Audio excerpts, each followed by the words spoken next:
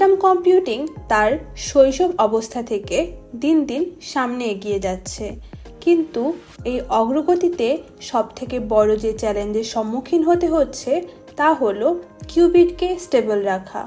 মাইক্রোসফটের নতুন মায়োরানা 1 quantum chip এক্ষেত্রে এক নতুন দ্বার উন্মোচন করতে পারে, কারণ এই চিপ তৈরিতে ব্যবহার করা হয়েছে একদম আলাদা ধরনের কিউবিট, যা কিনা এক মিস্টেরিয়াস পার্টিকেলের উপর বেস করে তৈরি, যেটি আরও 100 বছর আগে প্রেডিক্ট করা হয়েছিল। কিন্তু কোন এমন জিনিস রয়েছে যেটা মায়োরানা কিউবিটকে কোয়ান্টাম কম্পিউটিংয়ের দুনিয়ায় এক নতুনত্ব দিয়েছে? আর এটা কি মাইক্রোসফটকে কোয়ান্টাম রেসে কয়েক ধাপ এগিয়ে রাখতে সক্ষম হবে? চলুন জেনে নেওয়া যাক। মায়োরানা 1কে বুঝতে হলে আমাদের সবার আগে বুঝতে হবে কি এই মায়োরানা পার্টিকেল। রেগুলার কোয়ান্টাম ফিজিক্সে আমরা দেখে থাকি যে ম্যাক্সিমাম ফার্মিয়নের ডিস্টিংক্ট অ্যান্টিপার্টিকেল থাকে, যেমন ইলেকট্রনের পজিট্রন আছে, প্রোটনের আছে অ্যান্টিপ্রোটন। নর্মালি কোনো পার্টিকেল তার অ্যান্টিপার্টিকেলের সংস্পর্শে এলে তা বিলীন হয়ে যায়, কিন্তু 1937 সালে এটোরের মায়োরানা এক ধরনের স্ট্রেঞ্জ ফার্মিয়ন প্রেডিক্ট করেছিলেন, যেটা তার নিজেরই অ্যান্টিপার্টিকেল। মানে এই পার্টিকেল তার নিজের অ্যান্টিপার্টিকেলের সাথে বিক্রিয়া করেও বিলুপ্ত হয় না, বরং একটা স্পেশাল কোয়ান্টাম স্টেট তৈরি করে যার নাম মায়োরানা 0 মোড। এখন প্রশ্ন হলো, এই পার্টিকেলগুলো কোথায় পাওয়া যায়?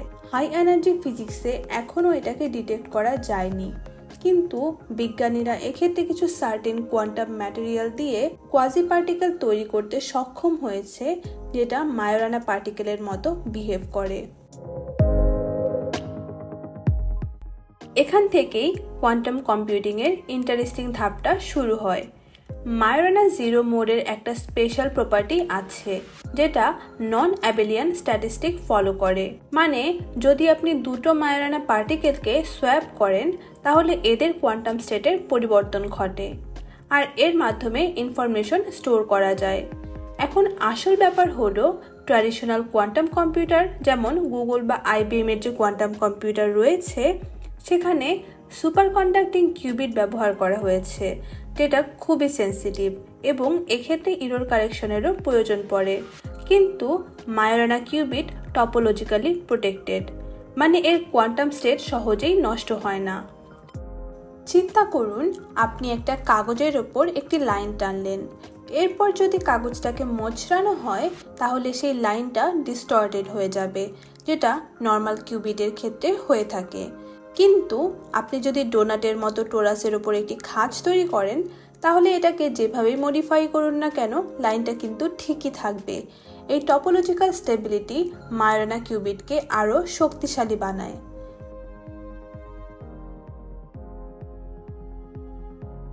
এখন প্রশ্ন হচ্ছে, যদি মায়োরানা কিউবিট এতটা পাওয়ারফুল হয়ে থাকে, তবে কেন এখনও আমরা একটি ফুল স্কেল কোয়ান্টাম কম্পিউটার বানাতে পারিনি? এক্ষেত্রে আসল চ্যালেঞ্জ হয়ে দাঁড়িয়েছে মায়োরানা 0 মোড জেনারেট করা এবং কন্ট্রোল করা। মাইক্রোসফট এক্ষেত্রে সুপার কন্ডাক্টিং সেমিকন্ডাক্টিং হাইব্রিড ন্যানোওয়্যার ব্যবহার করেছে, যেটি ক্রায়োজেনিক টেম্পারেচারে ঠান্ডা রাখা যায়।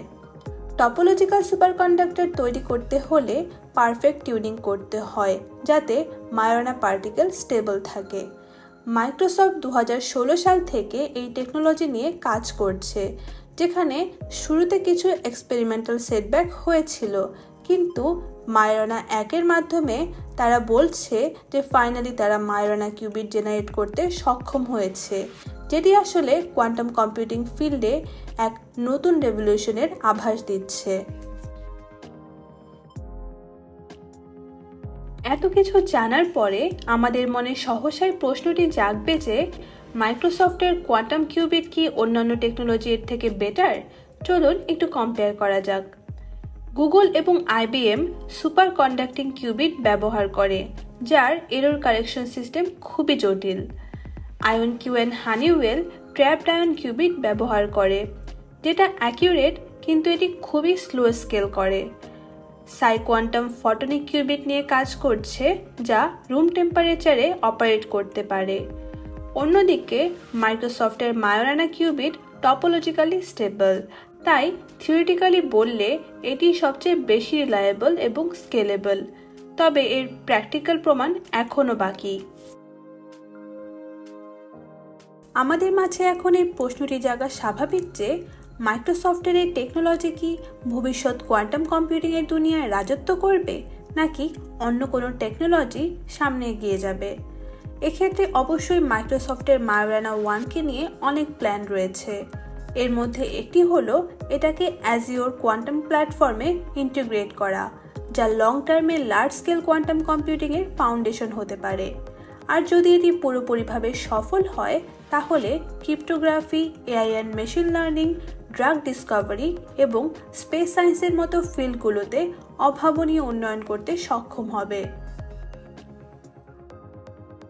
এই ছিল আমাদের মাইক্রোসফটের মায়োরানা কোয়ান্টাম চিপ নিয়ে একটি সংক্ষিপ্ত আলোচনা।